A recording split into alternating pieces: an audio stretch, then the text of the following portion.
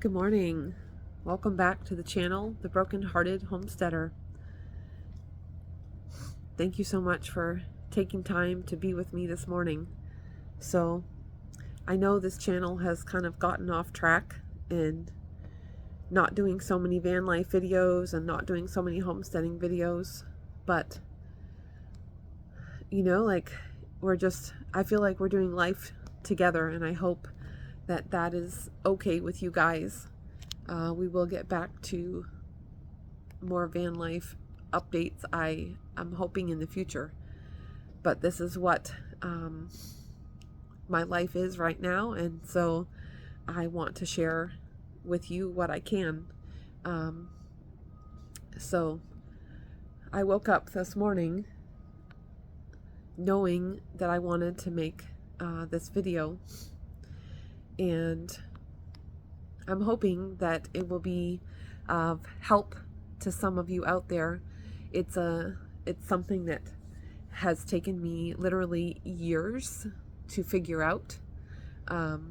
So if I could spare even one person the heartache that I have gone through, then I'm happy to share this with you.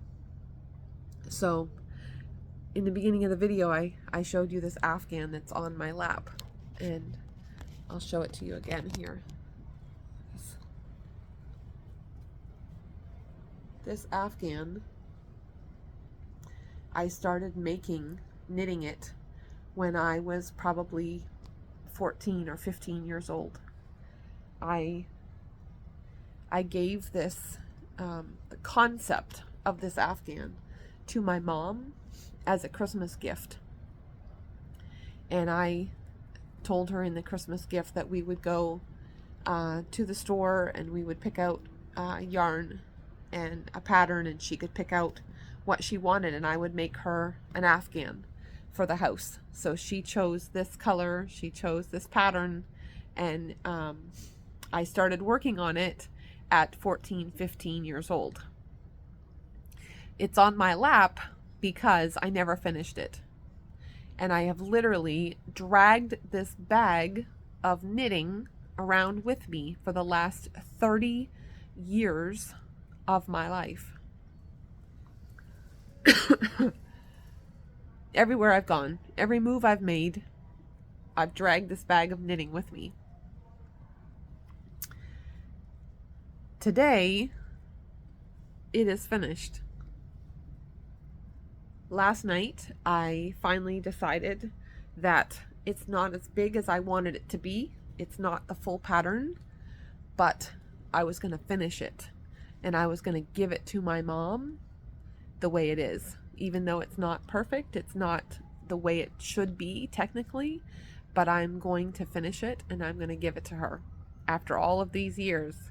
So today is the day I'm going to give her the Afghan, and it probably won't match her decor anymore, but hopefully she'll be able to see the love that went into it, and the work and the care and the time. So anyway, the whole idea about this Afghan represents something else to me. And that's what I was thinking about this morning that I wanted to share with you guys. So I had someone, probably 20 years ago, say something to me, someone that I really valued their opinion in my life. I had them say something to me, probably not even intentionally, probably trying to be helpful, but they said to me, Faith, you never finish what you start. You run the race and you never get to the finish line. You always give up right before the finish line. And that stuck with me to the point of scarring me all these years and caused me to do crazy things. Every time I get to the end of my coffee and I don't want to drink that last little bit that's cruddy in the bottom, I force myself to drink it so many times because I hear that voice in my head that was spoken to me so long ago. You never finish what you start. So I drink the cruddy coffee. The other day we were out and we had gotten hot dogs, and the bun was a little bit stale. I didn't really like the bun, right?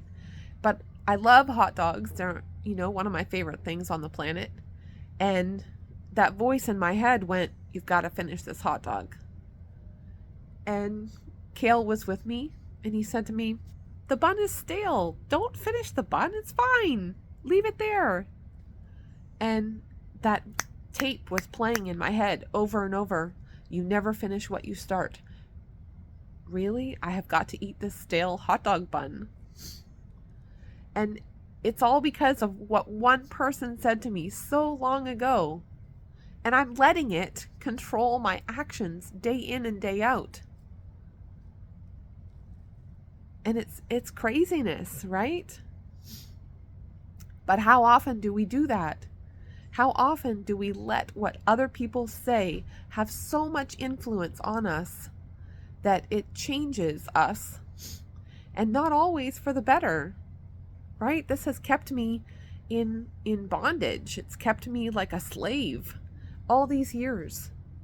And Kale saying to me, "Don't finish the hot dog. It's totally fine," was such a freeing thing to me, to realize that I have been letting what someone said to me control my whole life all these years. So I do make a concerted effort to run the race well. That's to reach the finish line. When I start something, especially if I've given my word, I try really hard to finish and do what I said I was going to do.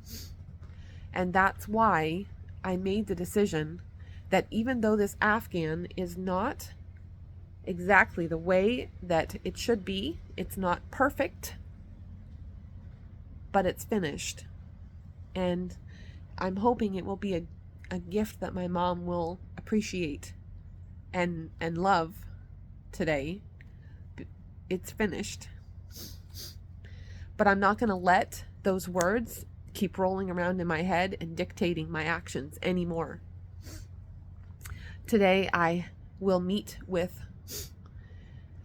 another group of people that I really, really care about, and I value their opinion, and we're going to have a conversation that has the potential to do that same thing, to create tapes in my head, to be hurtful if we're not careful. It's a touchy subject. It's a subject that I care greatly about, that I want to be what they want me to be in this situation, because I love them. I don't know if I can be that in this situation. I don't know what the words that are going to be spoken are, but I know that I have to cross the finish line. I have to see it through, and I'm hoping that we can be loving and kind in our words, and I know that I have to watch my words in the moment and really make sure that I'm not saying things that are going to cause hurt and pain and destruction that carries on down a line. So I guess that's the message today. Number one, our words matter. If we can think about the words coming out of our mouth in stressful situations, and how one sentence that we utter, especially in our kids, right? But in everyone's lives, have the power of life or death. Our words are so powerful. And then to look at the words coming at us and filter them. Are these words true about me? Are they something that I want to embrace? Or are they well-meant words that are going to cause chains, that are going to destroy parts of our lives? Even the best intentions, we don't have to accept those words if they are going to cause chains and brokenness in our life. They don't have to be true for us just because they're true in someone else's opinion or someone else's mind. So today, I'm going to be finished with this Afghan. And I'm going to give it with all the love that I have in my heart for my mom. And I'm going to walk in freedom that I'm doing the best I can. I want to be the best person I can be. I want to cross the finish line when I can, but it's not always going to be possible. It's not always necessary, right? So let's be careful with the words that we speak and the words that we allow in our lives today. Let's try to speak words of love and peace and kindness, that we can journey together in a way that is uplifting and only makes people better around us, and that we can be our best selves. So that was what I woke up with on my heart today, as I have a victory in this moment, and I face a situation that's going to need a victory today. So that's my day. I'm thinking of all of you and sending lots of love, and hope that your day can be full of sunshine. The sun has come up.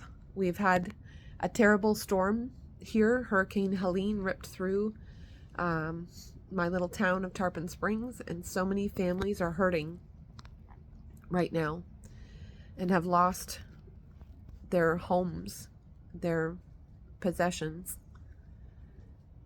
But the sun is shining and people are banding together. So many people are just showing love and kindness and coming together to help. So it's been, even in this tragedy, it's been a really beautiful thing to watch. So that's what I hope for you all, that you all can find some sunshine and you can share that sunshine with people around you today, and be that kindness, and let your words be words that bring life to people today. Until next time, take good care of yourselves and others. I will talk to you soon. Bye for now.